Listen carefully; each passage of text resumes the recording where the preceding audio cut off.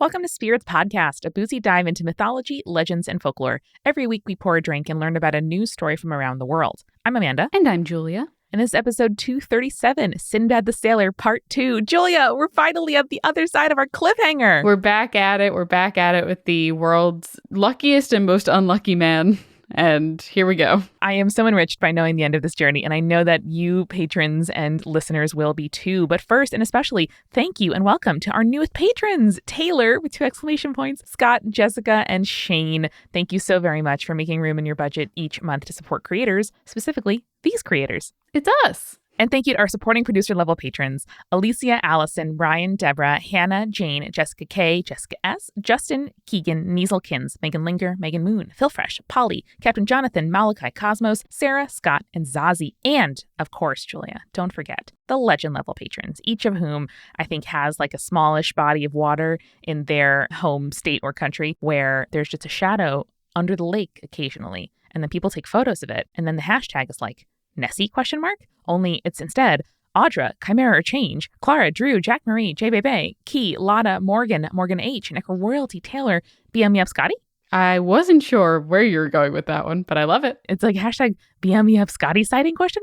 You know? Yes. If you listen to the podcast, you see a BM Me Up Scotty sighting every week because they support us. It's quite true. Amanda, what have you been watching, listening to, reading lately? What's up? What's good in your world? Oh, Julia, I was so delighted to see that there is a new season of Full Bloom on HBO Max, which is a flower competition show. Gasp. I know how much you love lightweight competition shows, so I'm so happy for you. Yeah, this is lovely. The people are really supportive of each other, and people are amazing. Like, they teach me the names of the flowers because they all refer to flowers by their real names rather than like those tall fuzzy ones. And it's very, very entertaining. And it's really stunning. Like, the budget on the show is truly incredible. The flowers are beautiful. And at the end of the day, you know, even when someone loses, like, the thing that they make is really pretty and everyone's really passionate about it. So it is very, very soothing viewing. I highly recommend it. There's 4 episodes of season 2 out right now as of when we are recording this show. And there's a whole of season 1 for you to catch up on too. Here's my thing about flowers is I feel like you said, I would watch that show and I'd be like, wow, those are really pretty flowers. And then I would not understand how they're judging at all. Even if the judges were like, well, clearly, you know, this section was not balanced correctly. I'd be like, no, but flowers, they're pretty. What? Yeah, sometimes I am surprised by their feedback, but I think they do a pretty good job of saying they want you to like tell a story, or like, this looks a little bit, you know, lopsided, or hey, if you were going for this kind of effect, this would have been a more effective way, you know, to make it look like airy or like big or balanced. And often it's sort of time management and like team, you know, organization. So it's not really like you're watching and being like, I have no fucking idea who's going to win. Like you know, the editing and the judging kind of gives you a good sense of what they're looking for. That's a good highlight of a show for me, is when the editing tells me what's going on. I always feel like such a winner. I'm just like, I know who's going to go home. And it's like, okay, Amanda, was it like all the clues that the whole show is giving you throughout its 45 minutes? Who can say? Yeah. Well, speaking of judgment, I highly recommend, if any of you have not given it a go and you have $5 a month, check out the Multi-Crew. This is Multitude's membership program where people just like you help us to do and try weird and cool new things and sustain this whole project of running a podcast collective / production company. And we make a weekly podcast just for our members called Head Heart Gut, where we use a very high-intensity debate format to judge very low-stakes topics such as Best Day of the Week, which is what we are debating this month in June.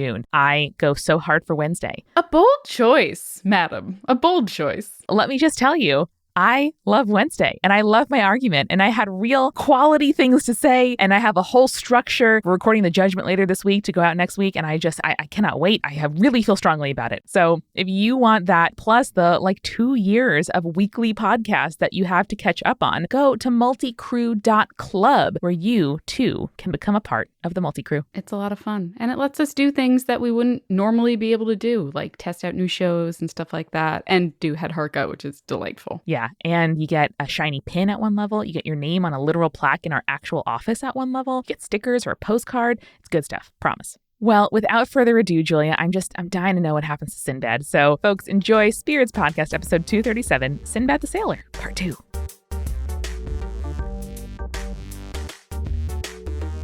Amanda, welcome back to the story of Sinbad.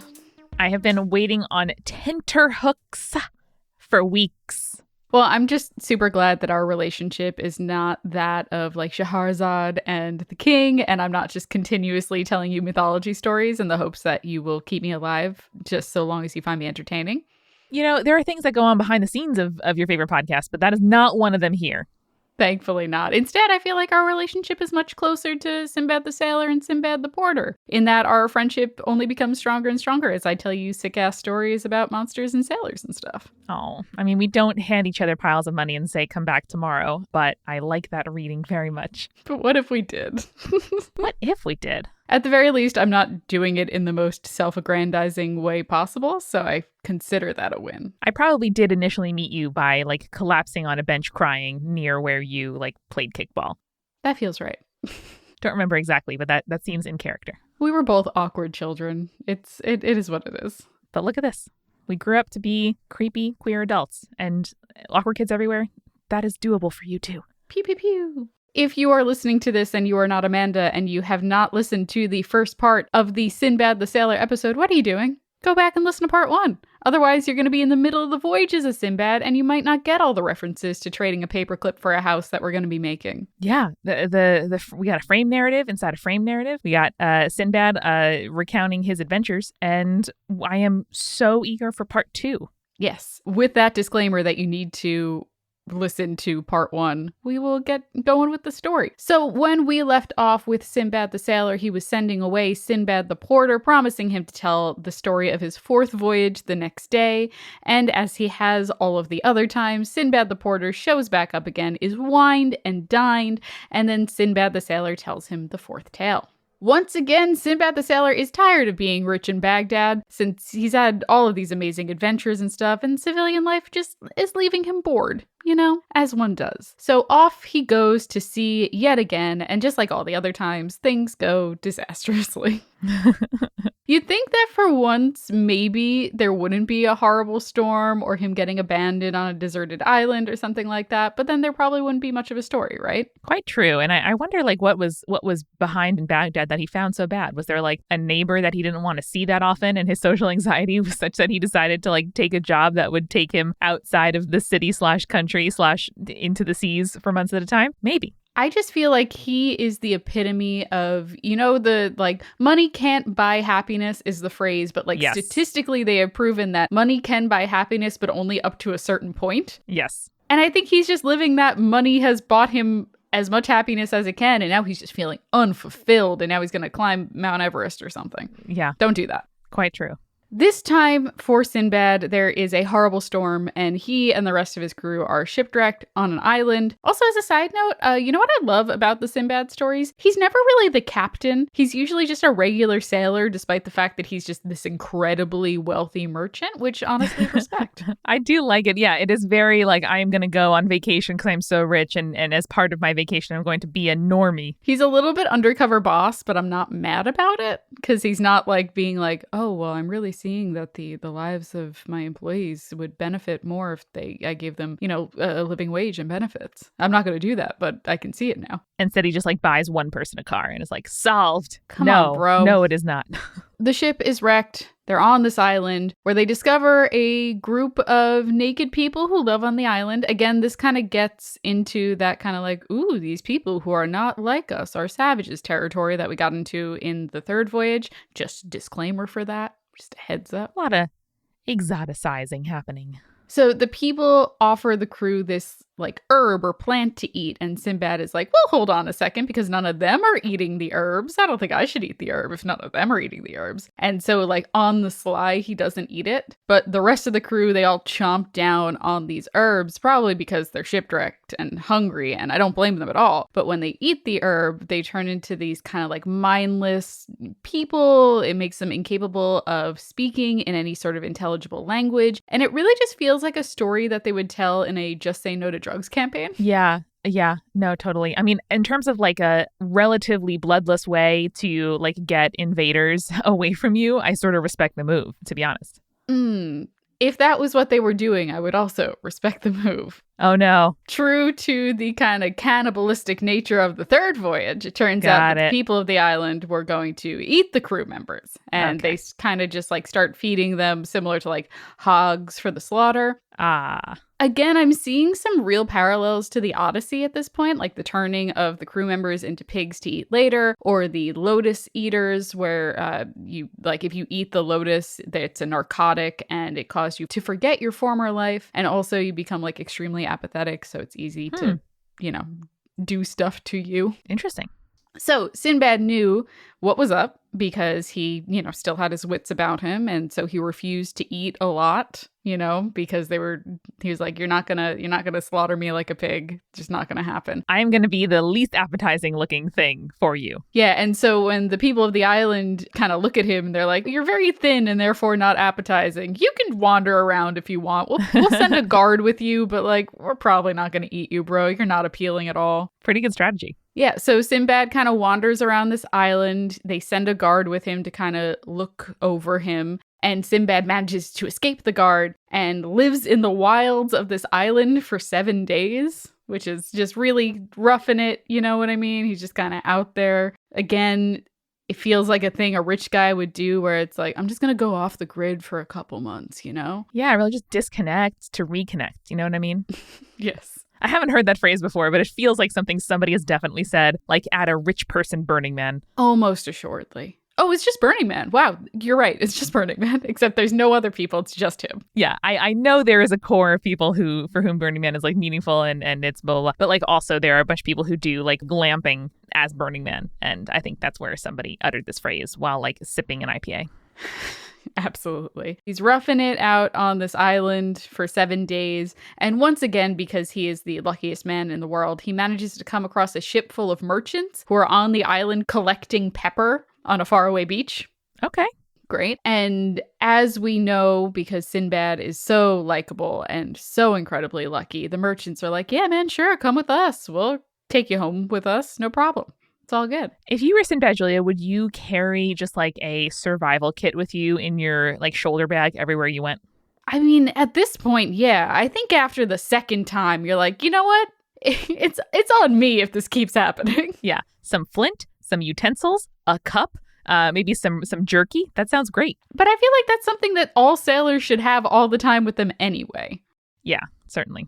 So the merchants take him, they return to their homeland, which is an island that is run by this thankfully benevolent king, supposedly. And he's like, you know what, dude, you're my best friend. Sinbad, you and me, we're going to be tight. It's all good. Do you want to stay here forever? You don't have to leave if you don't want to. And if you do stay, I'll offer up this beautiful woman to be your wife. That seems cool, right? You definitely want to stay, right? No. You ever been to a party where someone is just like, zoned in so much on you and your enjoyable experience and it makes it unenjoyable? Julia, I don't know if I have, but I definitely see what you mean. I've definitely been in a place where it's like the whole party is like doing its thing or like moving to another location or like really into whatever their game they're playing. And I'm just like, not for me. I feel like I'm thinking more of like influencer events. You know what I mean? Sure. Where it's like someone is just like very into you and wants to quote unquote get to know you, but really figure out a way that they can use you to like make themselves more marketable. Very true. Those excruciating small group transactions, I definitely am coming around. Yeah, you're right. Yeah. So Sinbad, after this very aggressive pitch, is like, yes, that sounds sweet, actually. Awesome deal. I'm here for it. When do I get married? And then he does. He gets married. Wow. Married to this beautiful woman. And then, like, on his wedding night, they're like, oh, heads up, by the way, if your spouse dies, you're going to get buried alive with her and all of the family riches. Good luck and good health to you both. Oh, man. That's the worst post-nup I've ever heard of. And of course, because this is Sinbad, both the luckiest and most unlucky man on the face of the planet, his wife almost immediately becomes ill and dies. Oh, yeah. Okay. I mean, rip her. And so Sinbad is like, hey, wait a second. I don't think I'm cool with this, actually. And the people of the island are like, too bad, my guy. And they bury him along with his wife's body in this like huge communal tomb with only enough water and bread for about 7 days. I mean, this is horrible. Mm-hmm. It gets worse from here. I'm just going to let you know it gets worse from here. Okay. So Sinbad is in there for a week. He's running low on provisions. He's like slowly starving to death. He's on the verge of starving. And then another couple is brought into the communal tomb. This time it's a dead husband and a living wife. And Sinbad fucking wildly decides, okay, I'm not gonna die here. So what I'm gonna do is I'm gonna kill this woman who is in the same boat as me and take her provisions so I can last another fucking week. I thought you were going to say they would get remarried and be like, see, we're both living. Let us out. That's what I thought. I was like, what is the clever way out of this? Not murdering a woman, certainly. Damn. Stone cold, Sinbad. Yeah, it's just like a real dick move. Maybe like you could have figured out a way for you both to get out, like working together, but no, you had to kill her. Just, ugh. Damn, I'm surprised. So she dies in the story? He kills her? Yep, he bludgeons her to death. Damn. Let's also step one step backward and back into the frame narrative. Who's he telling the story around? Does he have a family with him in his home? Just his friends and family, yep, and the porter. Yeah. Okay, great. Yep, uh-huh. Another week goes by, and he just keeps doing this. It's not just one murder, it's multiple murders that he does in order to stay alive. Like, every time someone is lowered down into the communal tomb, he kills the living spouse and takes all their provisions. I hate it. Yeah, I also hate it. I was like, I don't know how you can redeem yourself in my eyes now, Sinbad. I don't think you can. There's a real, like, cycle of violence situation going on where it's like, hey, everybody, if we just, like, stop the policy, nobody would have to die in the first place. There you go.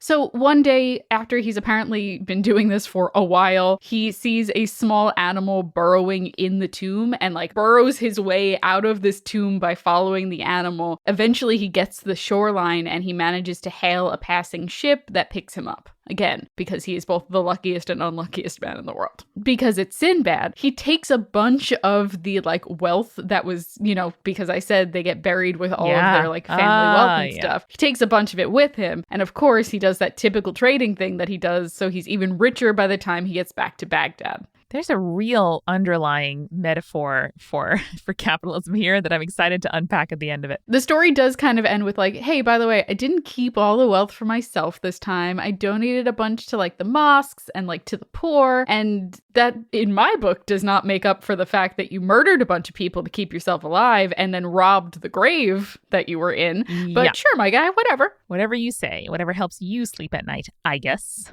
So now that he has admitted to murdering a bunch of people who never threatened his life at a party, Sinbad the porter is like, oh, hot damn, my guy, this was your best story yet. How are you going to top this one tomorrow? And I'm just like, that's not the reaction I would have had. And meanwhile, Sinbad the Sailor is like, waggles eyebrows, come back tomorrow and you'll find out. I wonder how many times he's pulled this before. With how many people, yeah, because he's so goddamn rich. Is his staff and family just like, I mean, this one's named Sinbad. I guess that's a cool development.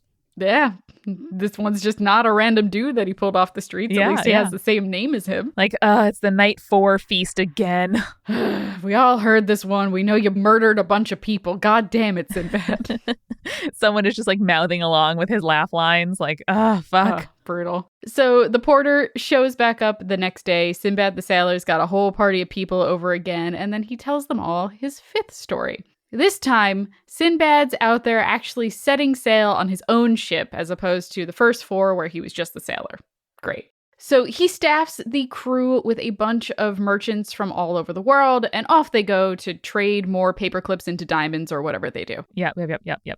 But off they sail, and as they're sailing, they pass an island, and the crew sees this giant orb, which Sinbad instantly recognizes to be the rook's egg, which you'll remember from the first Sinbad episode. The rook is the gigantic monstrous bird. Yeah.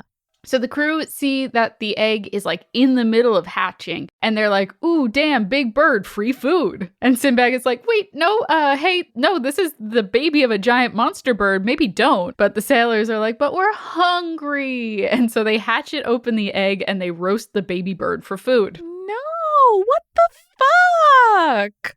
They're hungry sailors, man. I don't know. Oh my God. So, true to form, the rook parents show back up, and the sailors and Sinbad try to book it away from the island, but the rooks are giant monster birds, and so they start picking up boulders and dropping them onto the ship, which destroys the vessel. Ooh, that's smart. So everyone is killed, except for the luckiest man in the world, Sinbad, who is back in some familiar territory, floating on some driftwood in the middle of the ocean. I mean, is he like back at it again? Does he have his like train of thought that he thinks while he's floating? I hope so. I feel like at this point, he's got to be like, what am I doing with my life? What's happening here? The fact that I have a routine for being stranded on a piece of driftwood in the sea probably should alarm me. Yeah. So eventually he drifts onto the shore of another island. Classic. This one is absolutely gorgeous. It's a lush forest. There's fruit hanging from trees within reach. There's a beautiful crystal stream going through it for drinking. And as Sinbad approaches said stream, he sees this old man who is sitting at the edge of the stream. And the old man doesn't speak to Sinbad, but he kind of like just gestures across the stream like, hey, carry me over there. I want to go get some fruit. Sure. And Sinbad is like, yeah, okay, sure. This island is great. Nothing can go wrong here. And so he carries the old man across the stream. But the old man doesn't let go once they reach the other side. Instead, he wraps his legs around Sinbad's neck and makes him carry him from tree to tree so that he can gather fruit. Okay, I'm very nervous to see how this ends. The problem is, Amanda, this doesn't just like go on for a few minutes or even a few hours. It goes on for days. Yeah, there it is. So obviously Sinbad, just a mortal man, nothing super special about Sinbad other than the fact that he's extremely lucky. He is getting exhausted carrying this old man around. And so he realizes that he has to come up with some sort of plan to get out of this. So eventually he manages to use, of all things, booze to get out of the situation. Do tell. So he finds some grapes as he's carrying around this old man, getting him different fruits and whatnot. And he manages to make himself some wine. And he kind of puts on this big show of being like, oh, this wine is making things so much easier for me. Slurp, slurp, slurp. And the old man is like, what's this then? And so he takes the wine from Sinbad and he drinks some of it. And he just becomes like so drunk that he loosens his grip on Sinbad. And Sinbad manages to throw the old man off, kills him because the body count is stacking up here, my guy. Oh, God. You could have just like rehomed him in a place with a lot of fruit trees nearby. But then he kills the man, he flees to the shore, and again is rescued by a passing ship. Again, luckiest man in the world. I also love that there is so much boat traffic past these like incredibly dangerous islands. Just is. They know better than to stop there, I guess. So once he's on board this ship, he tells the crew about the old man, and they're like, damn, son, that's the old man of the sea. He's a trickster, and he usually ends up strangling his victims. You're super lucky you managed to escape. I mean, can you think of any other examples of a trickster being fully just like killed in mythology? I feel like that's rare. It's very rare, and it's usually done by like a demigod or something, like someone who has power of their own. Damn. So he managed to do that. That's pretty impressive. Maybe he just thought he killed him and the guy was just like drunk and was like, oh yes, I'm dead now. Wah, I'm tired of you. Go away. The ship takes Sinbad to this small town nearby in a new port where coconuts are the main source of trade. Cool. And weirdly, the story gets into a lot of detail about the coconuts. So basically, it's like coconut collection on the island is really dangerous because on this island, the palm trees are too tall to climb and gather coconuts from. But the palm trees are also full of monkeys. So what the merchants do is that they throw rocks at the monkeys, who then retaliate by throwing down the coconuts, which is dangerous, but apparently the best way of getting the coconuts, so they risk it. I think that's super smart. I love it. Yeah. But like, if a monkey throws a coconut at you and it whacks you in the head, you're dead. Yeah, no. Especially from that height. You really have to like duck and cover. Like, you know, come out, throw the rock, hide back behind some kind of wall. But the monkey's probably smart enough to wait until you come back out again to be like, oh, there's that motherfucker, then throw the coconut back at you. And for any fellow Survivor fans, because we talked about climbing coconut trees, I'm just going to say, Ozzy, don't worry. I said it. I know it. You know it. Everybody knows it. Let's move on. Okay. So Sinbad ends up making a bunch of money selling coconuts, naturally, because he's an incredible merchant, and sets sail back to Baghdad, rich again. And finishing the story of his fifth voyage, he passes off some of the riches to Sinbad the porter again and tells him just like before, oh, hey, come back tomorrow for the next story, my guy. You would think that by now, Sinbad the Sailor would be like, I keep coming home rich after bad things happen. What if I try to come home with less wealth? What if I go out trying to give it all away? What would happen then? What if? What if? So we'll return for the sixth voyage of Sinbad just as soon as we get a refill. Let's go. Amanda, it is 2021. I am finally walking the streets of New York again, and I do not have time for uncomfortable shoes. I just don't. Who has time for that? No. I hate breaking in shoes. It is my least favorite thing in the world. But Amanda, I don't have to break in my new Rothy shoes. And what makes my Rothy so good, besides how incredibly comfortable they are, Amanda, it is that they are sustainably made with materials like plastic water bottles. They are fully machine washable, which is incredible. Yes. And they are available in a ton of shapes, styles, and colors, so you can always find the right one for you. I have a purple and blue cheetah print with silver metallic thread in it, and they're so freaking cute. I love them so much. And Amanda, I'm not the only one who loves my Rothy shoes. Lisa L. from Rothy says, these shoes are like walking on clouds. And Julie A. says, there's no break-in period, no blisters, just pure comfort, which is all true. Can confirm. You mean real life customers, Lisa L. and Julie A? I do. I mean those people who also have Rothys like mine, and they also say they are incredible. So you can upgrade your closet with washable, sustainable, stylish shoes and bags from Rothy's. Plus, they just launched men's shoes, so you can make sure to check them out for you or the guy in your life. So head to rothys.com/spirits to find your favorite pair today. That's rothys.com/spirits. Julia, something that I find really difficult is finding clothing that I think is super cute and is the price I need, because often I will be like, ooh, look at that shirt. Oh, nope, $200. I don't think so. And something that I really, really appreciate about Stitch Fix, our other sponsor today, is that you tell them straight away what clothing you're looking for, not just in terms of the size and the style and the sort of occasion that you want it to be, but also your budget. And they will send you quality items that fit the budget you tell them in advance. So they don't be like, oh, oops, we included this like great dress that you would totally love to keep, but it is too expensive for you. They bring it exactly in the range that you need, which is amazing. And as you all know, Stitch Fix is super flexible, super easy to use. You don't have to make a subscription even. You can just do it once, do it on demand, or have automatic deliveries of your fix. You pay a $20 styling fee for each box, and that $20 gets credited automatically toward any pieces that you keep. There are no hidden fees. Returns and shipping are always free and easy. It's awesome. They include a prepaid return envelope, so you don't even have to go scrounging around your house for a box or tape because it's self-adhesive. It's so good. It's so easy. It makes everything so much easier. So get started today at stitchfix.com/spirits, where you'll get 25% off when you keep everything in your fix. That is stitchfix.com/spirits for 25% off when you keep everything in your fix. stitchfix.com/spirits.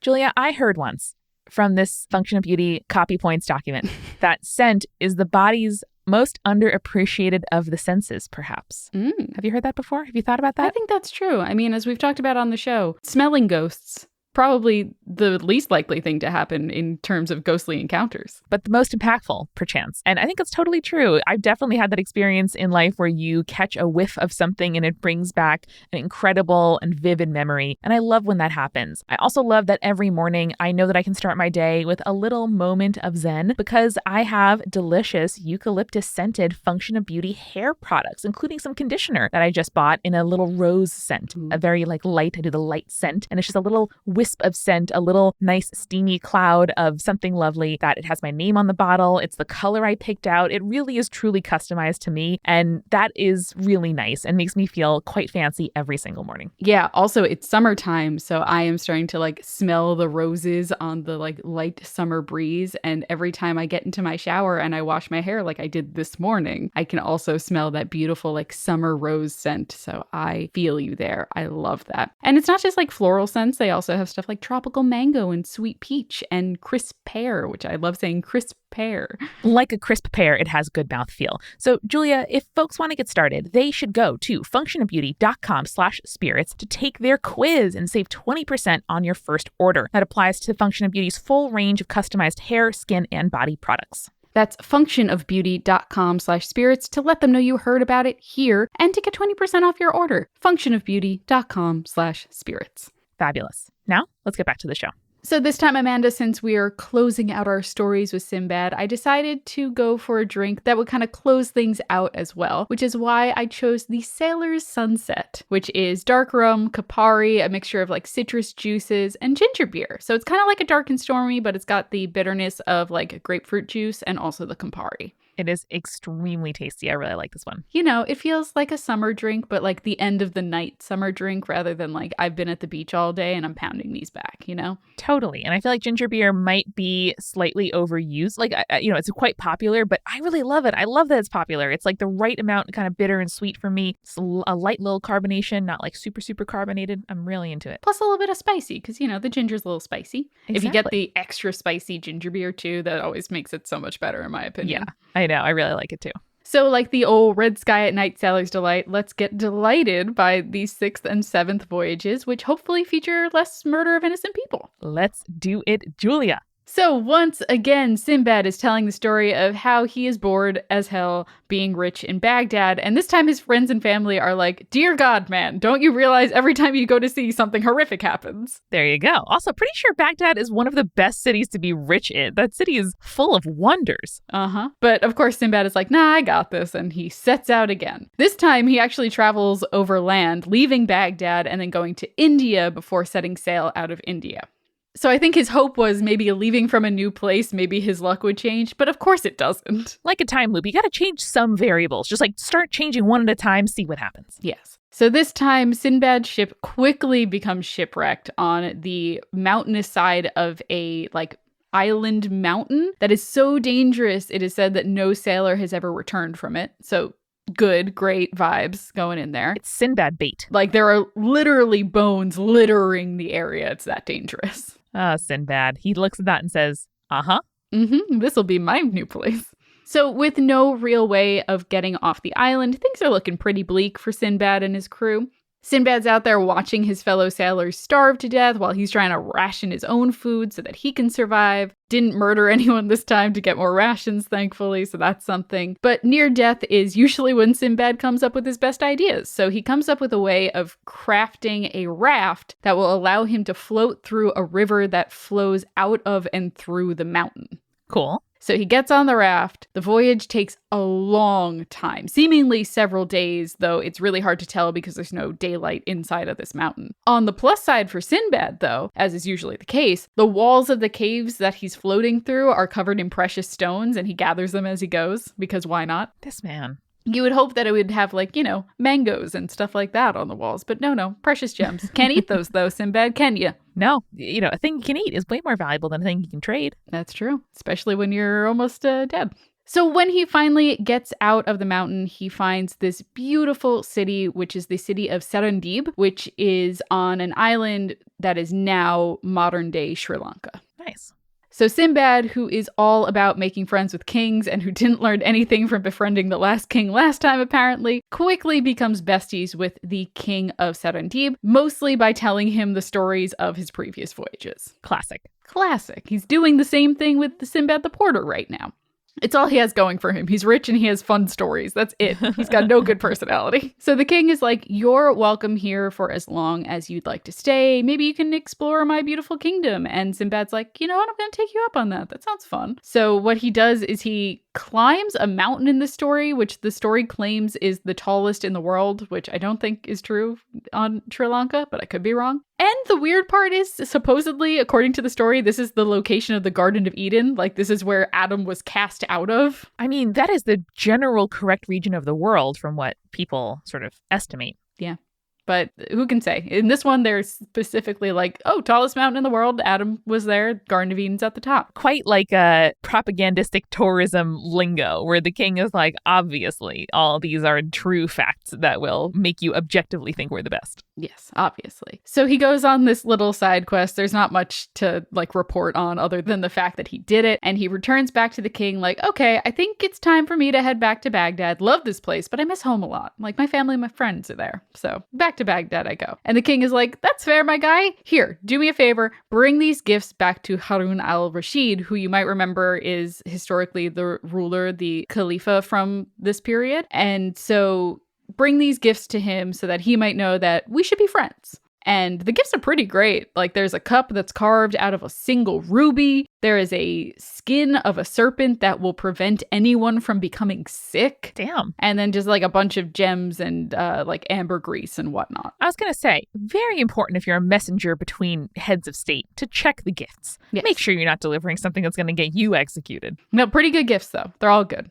King of Serendib, tight guy. Good gift giver. And Sinbad is like, awesome, love this. I will give them to the Khalifa as soon as I get back, which he does. The Khalifa is like really touched by the sign of friendship and the gifts, but his advisors are like, wow, look at all these riches that they have. Maybe we should go over there and take those from them. What about that? Oh no, really backfired. But Al-Rashid is like, no, this king showed generosity and we're not going to go ahead and do all that. That's cool. It's fine. And then Sinbad the Sailor returned home with the gems and stuff that he had taken out of the scary mountain and once again was very, very rich. Oh, Sinbad. Do your riches keep you warm at night, bud? Do they? Do they though, Sinbad? Do they listen to your stories, Sinbad? And with that, he sends Sinbad the porter home with even more money than he had given him the previous nights and tells him to come back for the final story the next night. And here we go, the 7th and final voyage of Sinbad. I'm so ready. So for once, Amanda, the story starts with Sinbad the Sailor actually not wanting to return back to the sea. Oh. He's had enough adventures, thank you very much, and is living more than comfortably with the riches that he has made from his voyages. But Sinbad the Sailor is called upon by Harun al-Rashid, who asks him, hey, I really liked the gifts that the king of Serendib sent home with you. Do me a favor and bring him these gifts from me. Okay. And Sinbad is like, big sigh, fine, yes, okay, one last job. Oh, Sinbad. Like, I know, again, because the frame narrative, he makes it home alive, but it's just like, this is the one where you die, Sinbad. You would think. You would think. So, shockingly, he manages to make it to Serendib without any trouble. The king gets his gifts. He says, thank you very much. And then back to Baghdad, Sinbad goes. But, of course, it's never that easy, Amanda. It's never that easy with Sinbad. Luckiest and unluckiest man in the world. Mm-hmm. On the return home, he and his ship and his crew are captured by pirates who take Sinbad and sell him as a slave to a rich merchant. Oh, no. This merchant figures out pretty quick that Sinbad is actually like pretty good with a bow and decides, okay, how can I use this for my profit? You know, like a capitalist. Mm-hmm. And he tells Sinbad what he needs to do is he needs to hide in a tree and then shoot and kill an elephant as it stampedes by. Don't love it, but so far I'm like, he could make it out of this alive. Sinbad manages to achieve this pretty easily, and they bury the elephant so that they can come back and get the bones later and sell them as ivory. Side note, ivory is a fucked up luxury item. Please don't buy ivory. It's actually illegal to sell African elephant ivory in the US, and the only way of selling pre-existing items made of ivory in the US is 1, if it contains less than 200 grams of ivory, or 2, if it's at least a century old. That's like a big apple, just for reference. Yes, that's a big apple. That's a good description of it. Thanks for the PSA. Yeah, PSA. You can't buy it, don't try.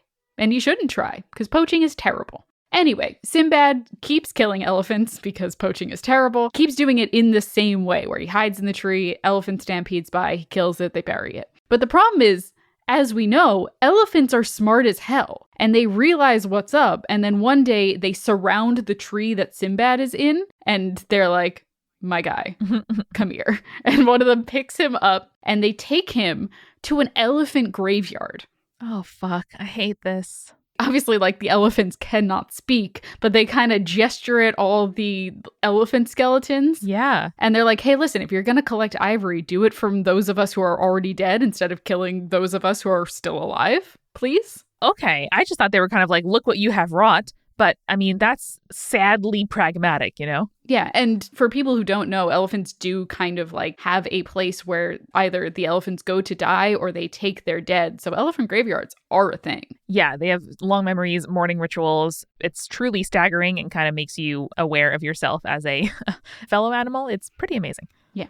Sinbad is like, damn, that's a great point, elephants. And so he goes back to the merchant to tell him about this elephant graveyard and how the elephants basically are telling them, hey, you can harvest our ivory more ethically.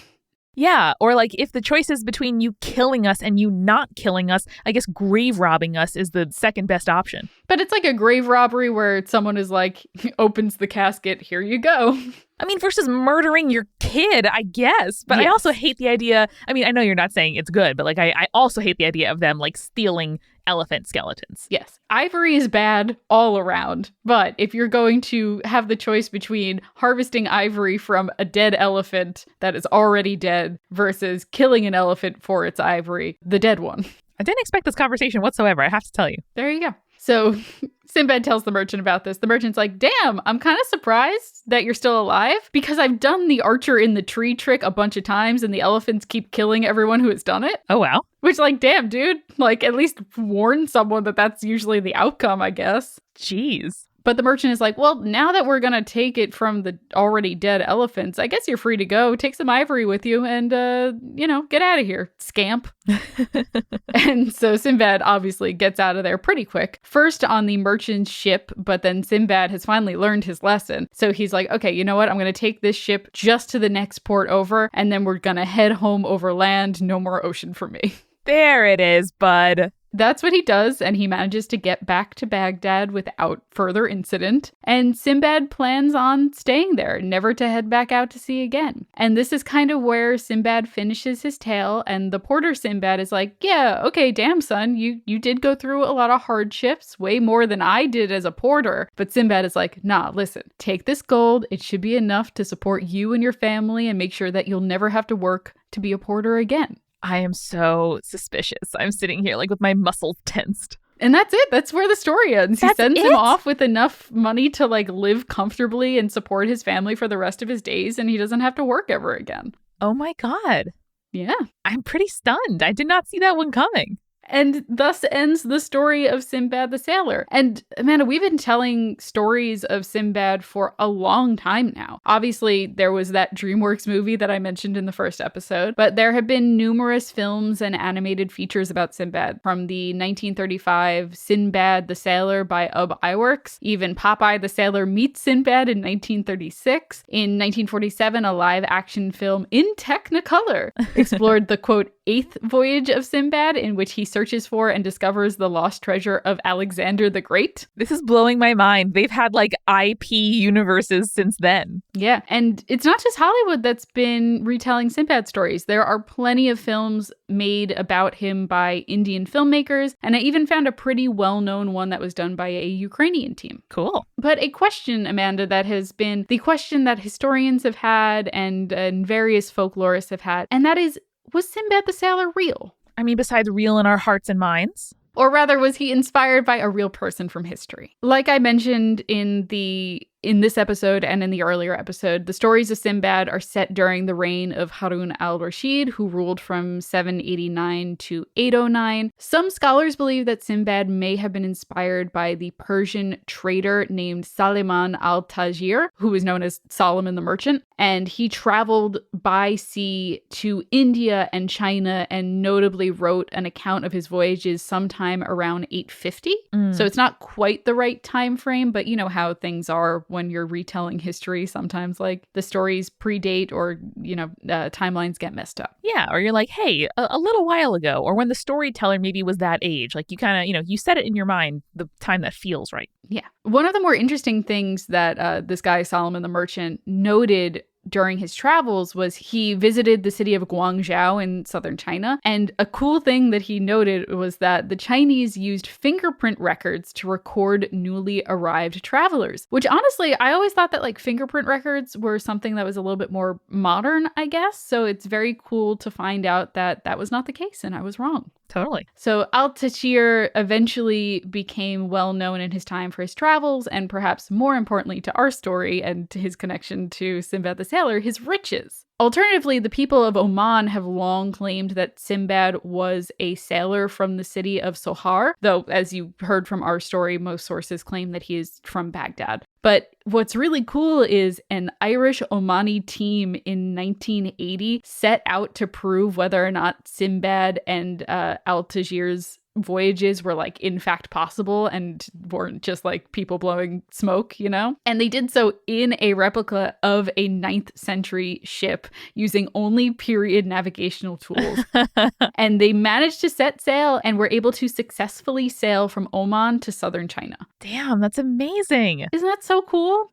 That is so cool. I mean, Oman kind of makes sense geographically, like being on the Arabian Peninsula. It makes sense that you could have access to both India and Persia, Afghanistan, all of those places. But I love that was just what they wanted to spend like several months/years doing. I love it too. It's so freaking cool. So, Amanda, while there isn't a clear, obvious, real, quote-unquote, Sinbad, we do know that there were fearless and intrepid sailors who were out there taking voyages just like he took, just with a little bit less, giant monstrous birds and old man tricksters. Totally. Julia, I was enraptured by this story, and I see now why you said that you've gotten down a rabbit hole just reading a bunch of these translations and a bunch of stories. I want to crack open a volume right now and check out one of the other sort of hundreds of stories available. Yeah, I would love to do some more 1001 Nights stories in the near future. A lot of them are like, obviously this story, Sinbad, is an extremely well-known one. There's like Aladdin, there's Alibaba,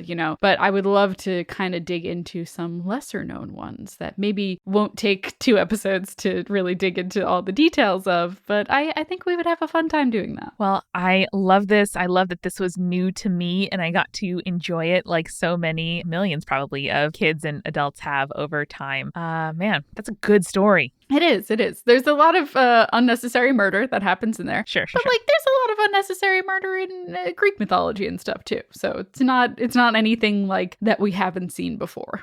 Yeah, in fact, a lot less suffering than I would imagine overall. A lot of near-death escapes, and there was not as much gratuitous suffering in the first half. Let's put it that way. Listen, he cheats on his wife less than Odysseus does. That's a win for me. And he does redistribute at least some of his wealth. That is true. We know that to be true.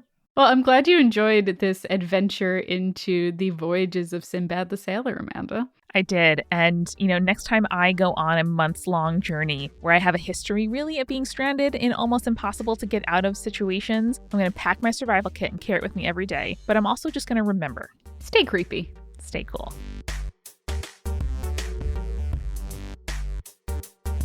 Spirits was created by Amanda McLaughlin, Julia Shafini, and Eric Schneider, with music by Kevin MacLeod and visual design by Allison Wakeman. Keep up with all things creepy and cool by following us at Spirits Podcast on Twitter, Instagram, Facebook, and Tumblr. We also have all of our episode transcripts, guest appearances, and merch on our website, as well as a form to send us your urban legends at spiritspodcast.com. Join our member community on Patreon, patreon.com/spiritspodcast for all kinds of behind-the-scenes stuff. Just $1 gets you access to audio extras with so much more available too. Recipe cards, director's commentaries, exclusive merch, and real physical gifts. We are a founding member of Multitude, a collective of independent audio professionals. If you like Spirits, you will love the other shows that live on our website at multitude.productions. And above all else, if you liked what you heard today, please share us with your friends. That is the very best way to help us keep on growing. Thank you so much for listening. Till next time.